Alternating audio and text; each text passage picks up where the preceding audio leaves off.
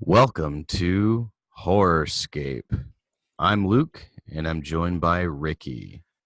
Thank you again for joining us, everybody. Today we're going to have a little bit different of an episode for you.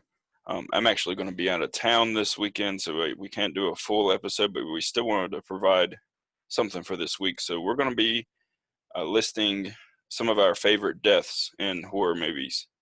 So this isn't going to be like a top list. We're not trying to say these are the best of the best or the most gory or anything. We just kind of chose a few that we thought were interesting and fun, and we just wanted to kind of share those with you. So we'll go ahead and get started here. So Luke, we'll let you lead us off here. What's your first choice? My first choice, no particular order, of course. Right, yeah.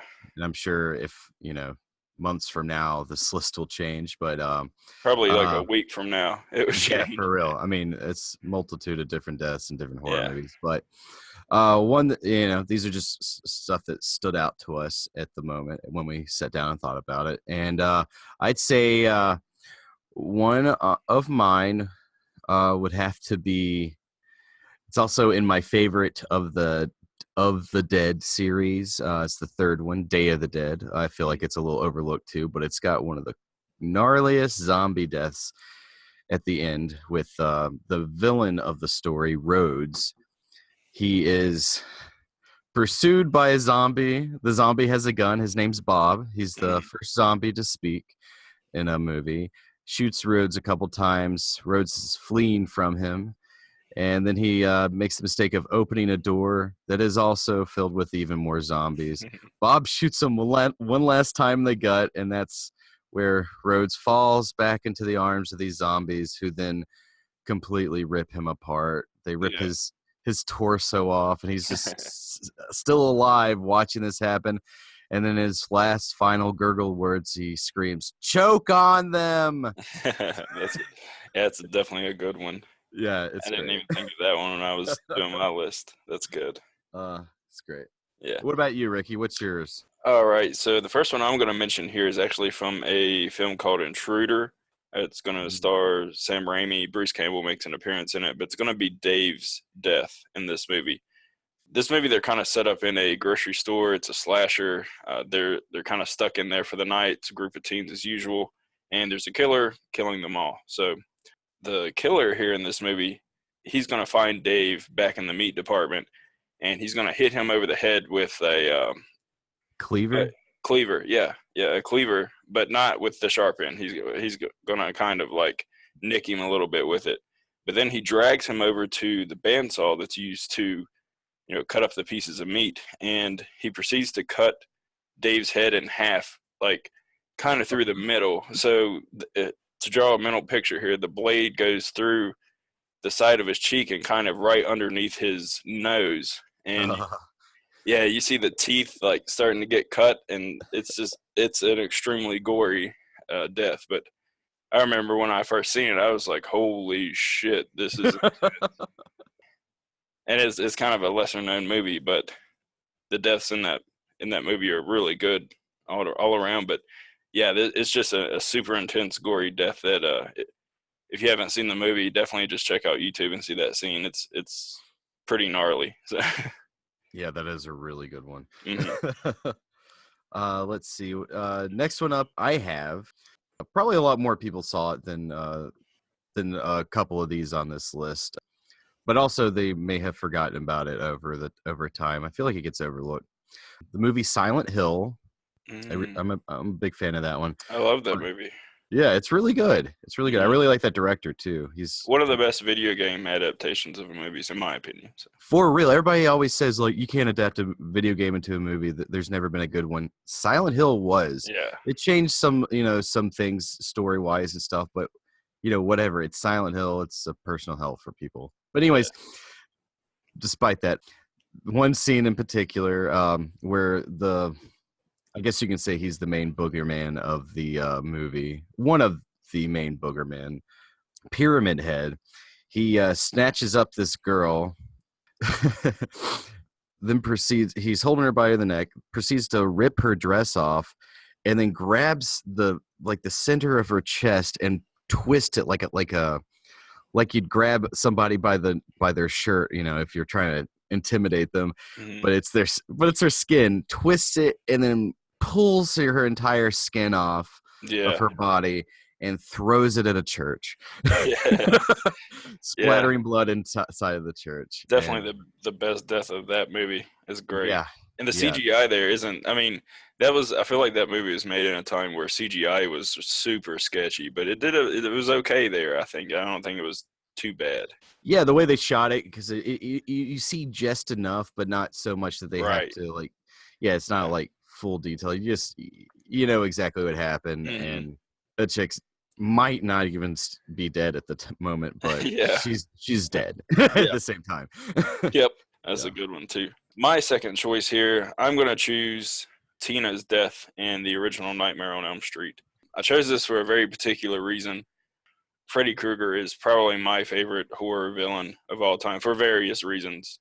There tends to be some issues with people who do not like Freddy Krueger, in that they say, all the movies are kind of funny, and they use comedy in it a lot, especially near the end of the franchise. But if you look back at the original, that's where you get to see like the Nightmare Demon in his true like fucked up form, where he's truly a bad guy. And that's shown in Tina's death here, where she is kind of asleep on her bed, and she gets attacked by Freddy in her dreams, of course. This is the death where she's dragged up to the ceiling on the side of the wall. You see her, she's kind of just like writhing around. You don't know what Freddy is doing to her, but you see that she's starting to bleed. There's blood all over the walls. And it's just great how you see her just kind of go up the side of the wall and then onto the ceiling, and then just blood everywhere, and then she just falls down to the bed, and there's still just blood everywhere, and she's just dead. That just kind of shows that, yeah, some of the Freddy movies are a little bit funny later on, but he's still a very evil person, and his brutality is still there. He just kind of chooses to go about it in a fun way in the future. Yeah, the entire scene too is really just a really great display of with Mhm. effects as well, because they built Right. that whole room and it's like twisting around on like hydraulics and stuff. Yeah, Mhm. that's an iconic scene, and it really tells you who Freddy Krueger is. It's like Yeah, yeah, and I people kind of shit on the later movies because of the comedy, and I get it. I mean, yeah, he kind of turned into an icon instead of a thing to be feared. But if you take a look at especially that first movie and some of the deaths in there, I mean, you really see that Freddy is the nightmare demon, and he's no joke. yeah, that's a great one. All right, for my next one, just everything about the setup of this scene is mainly what it is, what drew me to it, and it really took me or like kind of shocked me a little bit when I first saw it, in like a couple different emotional ways. because it's the sequel to Suspiria, Argento Suspiria. That Argento made. He made a trilogy too. I've actually never seen the third one. I've heard it's not that great. Probably watch it one day. But Hmm. this is the sequel, Inferno, Yes. to Suspiria. And there's this horrible character. He's just like a complete asshole to everybody. He hates. There's a bunch of cats around this hotel that he's living next to, and he decides. Also, he is crippled. He uses what do you call them? Crutches.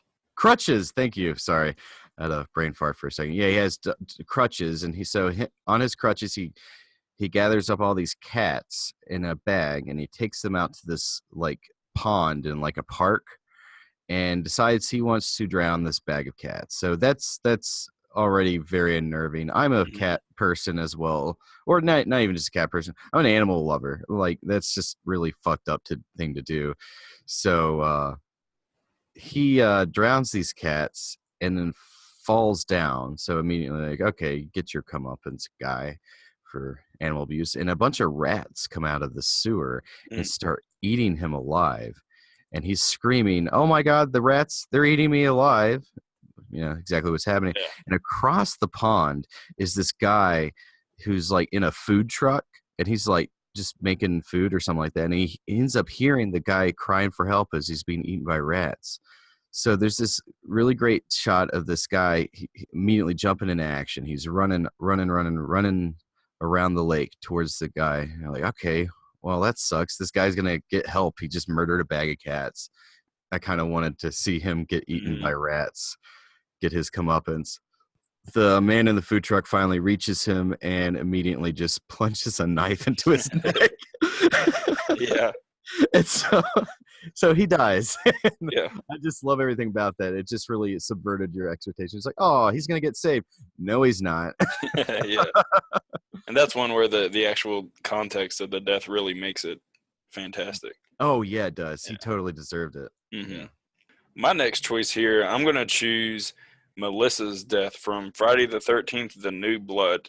I chose this because it was one of the more satisfying deaths I've seen in a movie. So in The New Blood, Melissa is a straight up bitchy character. I mean, she's always putting down the other teenagers there. She's arrogant. She thinks she's better than everybody throughout the entire movie. And she's not somebody that dies like at the beginning of the movie either. So the whole time it's going along and you're just wanting her to die because she is such a shithead to everyone. Finally, the scene comes where she is just bitching out a couple of the characters again, as she usually does. She keeps saying she's going to leave, and they keep telling her not to go outside. And of course, she knows better than everyone, so she decides that she's going to leave. But as soon as she opens the door, Jason just hits her with an axe, just square in the head, and grabs her by the hair and throws her like onto a table where a lamp is, and she just falls behind the table. And it's just so satisfying because it's just like he hits her and just tosses her like a piece of trash. Just Yeah. I mean, she thinks of herself so highly, and then she's just tossed away like a piece of trash. And you almost cheer when you see it. You're just like, yes, finally. And it's just so it's like a fast scene too. It's just like a hit toss. Like this whole time you think that you are the shit, and then Jason's just gonna come in and just immediately destroy every notion you had about yourself and kill you. So yeah, she just got killed like any regular or just immediate death. Like nothing, not even like it's so special. Right. Like an ego damage to her ego, even though she's dead. But like it's like, oh, you're in the way. Bad. Like, she built herself up to be so special that it's so good that her death is nothing special. Like I think that had to have been done on purpose. That you have such high thoughts about yourself. You're a special being. Like everyone should pay attention to you, and then your death is just going to be so plain, and it's actually what you deserve. Yeah, kind of. Yeah, even the psychiatrist in that movie had a little better of a death than she did. Yeah. So that's probably one of my favorite Friday the 13th deaths of all time. Maybe my favorite, but again, I don't know. Just a good one. Jason like legitimately gets angry in that movie too, which I always like. Anyways, yeah, that's a great one. Next up for me, I would have to say High Tension. If you've never seen it, please do. I know you have seen it, but viewers or listeners definitely see this as a French horror film. It's definitely like harkens back to like slasher movies of like like the 80s. But this and I'm not going to give away any twist or anything in this movie, but point blank, this is the last death in the movie, and it just like really amps up the tension. It really deserves itself. It's really built its way up to this. And it also kind of makes me think of the Friday the 13th you were just talking about, where he's just like comes out with different weapons throughout that movie. And this one, the final girl, she's been chased to the road and stops a driver, and she's trying to get in because the killer, he is coming after her with a giant, it's basically like a table saw, except it's not on the table. And I guess battery operated too, because I don't remember seeing a cord, but it's just like so like bizarre and out of nowhere, but it fits so perfectly with the tone of this movie. And the killer then jumps on top of the car and starts sawing through the windshield and just obliterating this driver with this table saw, just blood everywhere. The chick's in the back screaming. This guy's screaming. Yeah. And oh my God, he's just like tearing this car apart. But just the idea of like being trapped in the car and your one hope of salvation, because you've seen other horror movies where like the girl just gets away in a car passing by, like the end of Texas Chainsaw Massacre. Right. This is Leatherface had just shoved his chainsaw through the windshield, and like that chick has to face him a little bit longer. Yeah. But yeah, that's always one that's stood out to me. That movie's great. Yeah, it's a great movie, and that's definitely probably the most memorable death of that movie. It's really good. God. The entire movie is fantastic. So yeah, and so that scene is pretty gory too. So yeah, I'll move on to this is going to be another gory entry onto the list. I'm gonna choose here from the original Maniac, 1980, not the remake, but the original one. There is the shotgun death. Now, the scene coming up here is there's actually a character played by Tom Savini. He's kind of went up to a lookout point with his girl there to make out, do their thing. And Frank, who is the main character here in Maniac, he jumps up onto the roof of the car and shoots Tom Savini's character right through the windshield and pretty much explodes his entire head. Now, this is, in my opinion, this is one of Tom Savini's greatest works, this one scene. So he did the special effects in this movie. He also played the character that got his head blown off. But the reason why I chose this scene is because it's almost too real when you watch it. It's almost really visceral. Yeah.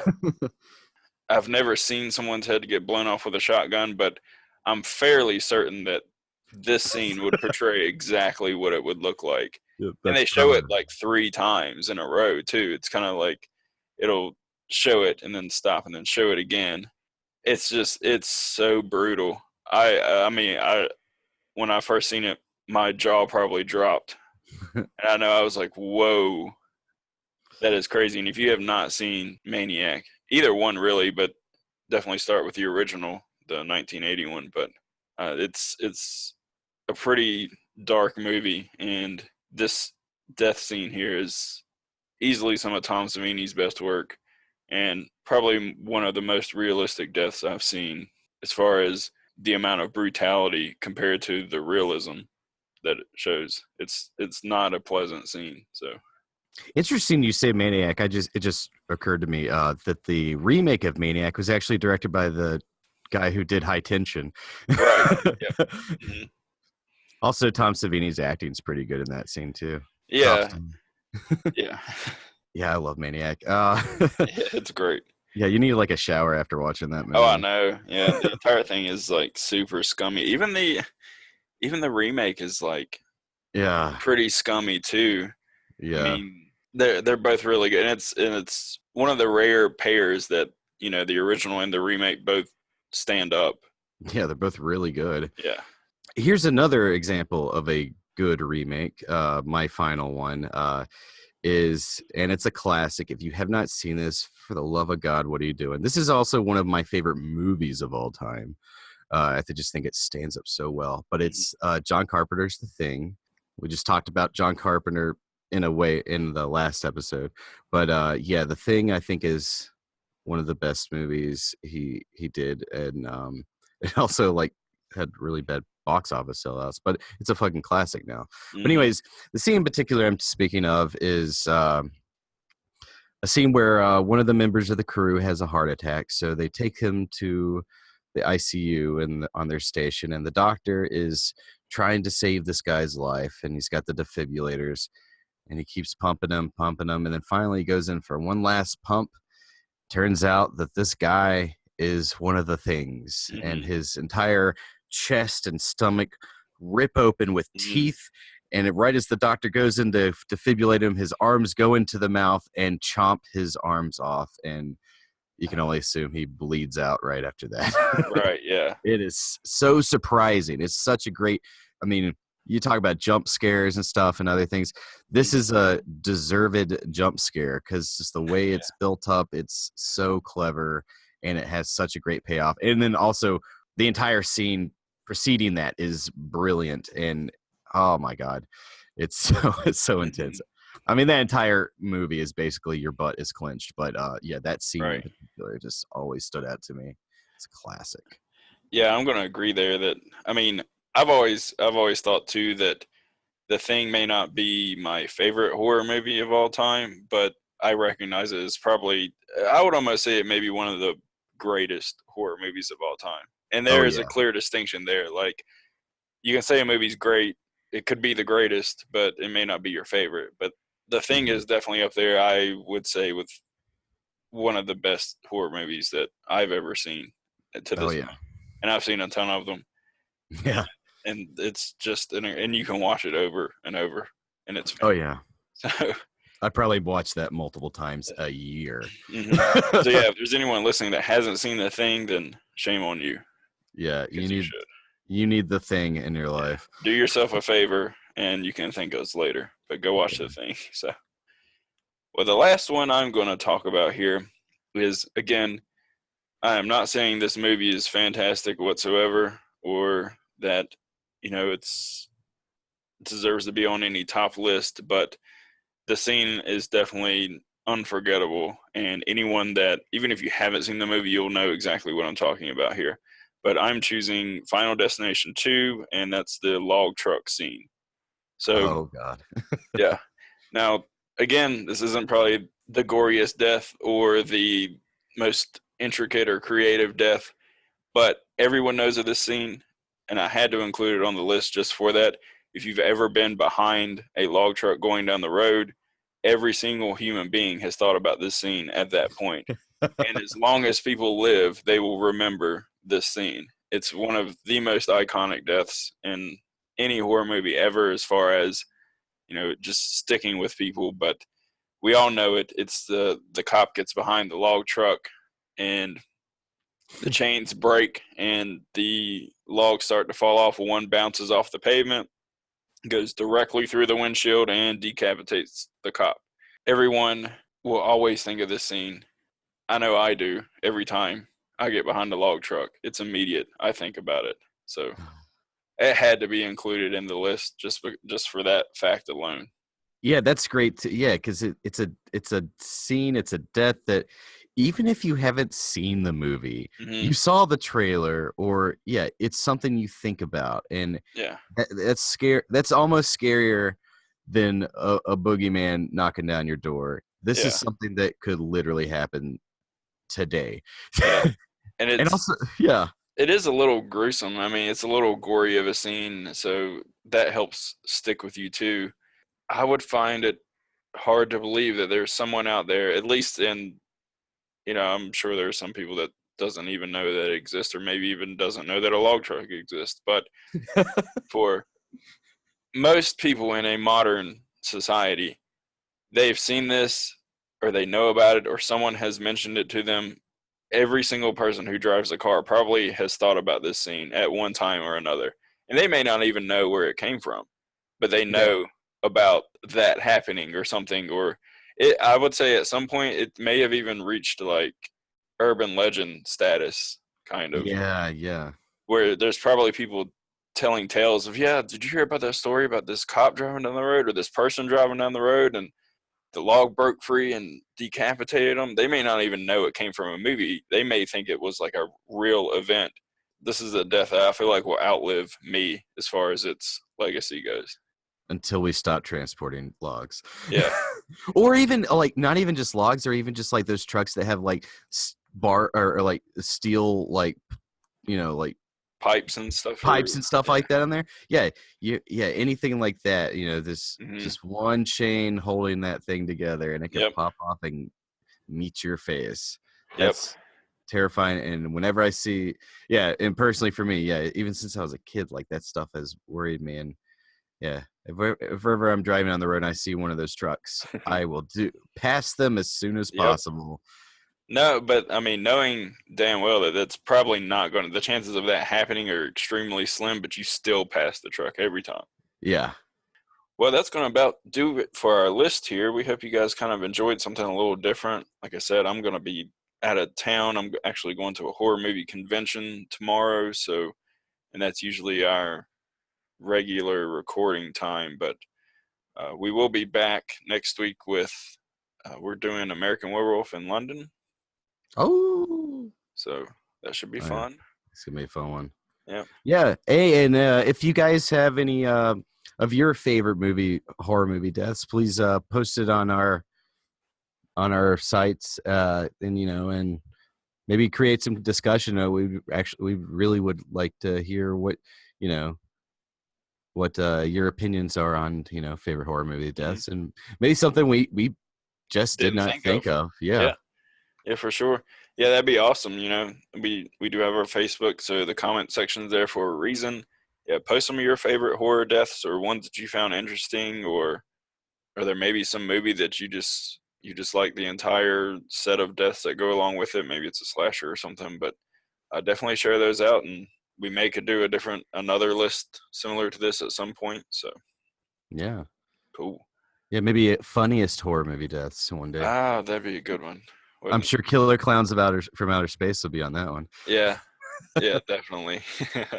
And Nightmare on Elm Street movies. Right, yeah, yeah. Maybe even some Friday the 13th stuff too, so Oh yeah, there's some funny ones in there yeah, too.